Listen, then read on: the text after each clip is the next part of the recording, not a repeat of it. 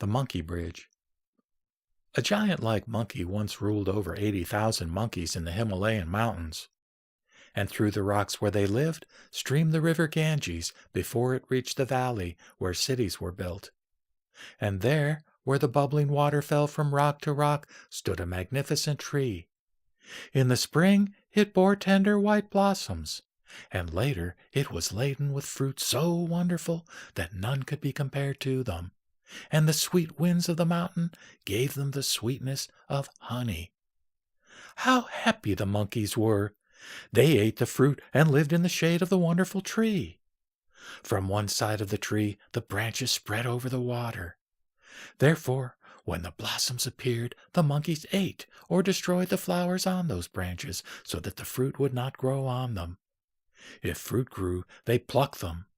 The chief, seeing the danger, had warned them, saying, "Beware, let not a fruit fall into the water, lest the river carry it into the city, where men seeing the beautiful fruit might search for the tree. Following the river up to the hills, finding the tree, they would take all the fruit, and we should have to flee from here." Thus the monkeys obeyed, and for a long time never a fruit fell into the river. But the day came when one ripe fruit, hidden by an ant's nest, fell into the water, and was taken by the flow of the river down the rocky hills, into the valley where the large city of Benares stands at the bank of the Ganges. And that day, while the fruit passed by Benares, pushed along by the little waves of the river, the king, Brahmadatta, was bathing in the water. Some fishermen held nets while he plunged and swam and played with the little sun rays caught in the water. And the fruit floated into one of the nets. "Wonderful!" exclaimed the fisherman who saw it first. "Where on this earth grows such a fruit as this?"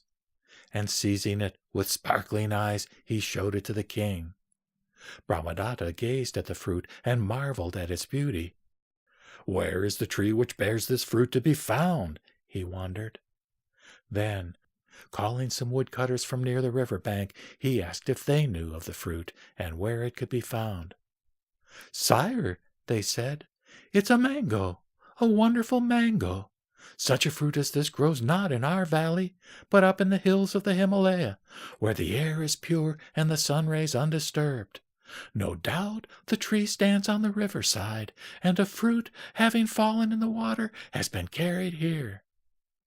The king asked the men to taste it, and when they had done so, he also tasted it and gave it to his ministers and attendants. "Indeed," they said, "such a fruit is divine. Never can another be compared to this."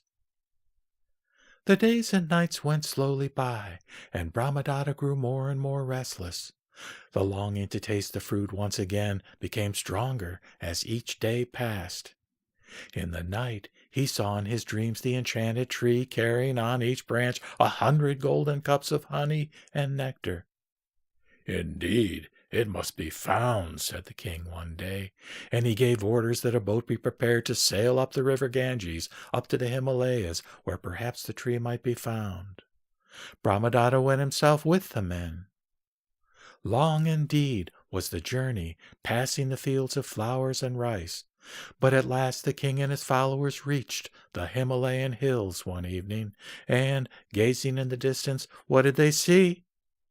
There, beneath the moonlight, stood the longed-for tree, its golden fruit glittering through the leaves. But what was moving on each branch? What strange little shadows were sliding through the leaves? "See," said one of the men, "it is a troop of monkeys." "Monkeys!" exclaimed the king, "eating the fruit? Surround the tree, that they may not escape. At dawn we will shoot them, and eat of their meat and of the mangoes."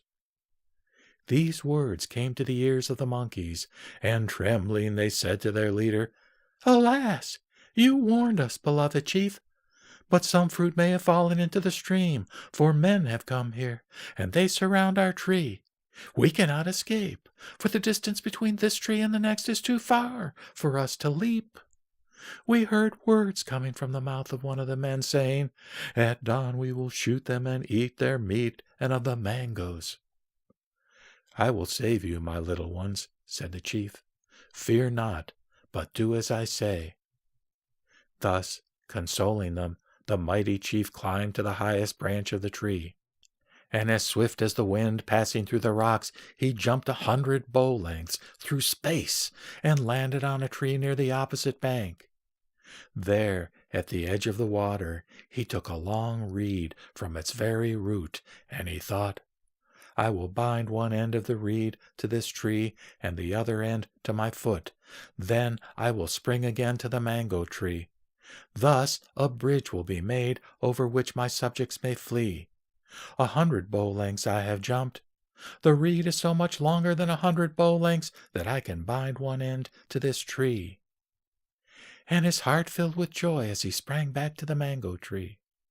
But alas, the reed was too short, and he was only just able to seize the end of a branch.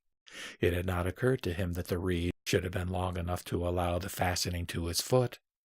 With a mighty effort he clung to the branch and called to his 80,000 followers, 'Run over my back onto the reed, and you will be saved.' One by one the monkeys ran over him to the reed, but one among them, called Devadatta, jumped heavily upon his back. Alas, a piercing pain seized him. His back was broken, and the heartless Devadatta went on his way, leaving his chief to suffer alone. Brahmadatta had seen all that had happened, and tears streamed from his eyes as he gazed upon the stricken monkey chief. He ordered that he be brought down from the tree to which he still clung, that he be bathed in the sweetest perfumes, and clothed in a yellow garment, and that the sweet water be given to him to drink. And when the chief was bathed and clad, he lay beneath the tree, and the king sat on his side and spoke to him. He said, 'You made your body a bridge for others to cross. Did you not know that your life would come to an end? In so doing, you have given your life to save your followers. Who are you, blessed one, and who are they?' 'O king,' replied the monkey, 'I am their chief and their guide. They lived with me in this tree, and I was their father, and I love them. I do not suffer in leaving this world, for I have gained my subjects' freedom. And if my death may be a lesson to you, then I am more than happy. It is not your sword which makes you a king. It is love alone. Forget not that your life is but little to give, if, in giving, you secure the happiness of your people. Rule them not through power, but because they are your subjects. Nay, rule them through love, because they are your children. In this way only you shall be king. When I am no longer here, forget not my words, O Brahmadatta.' The Blessed One then closed his eyes and died.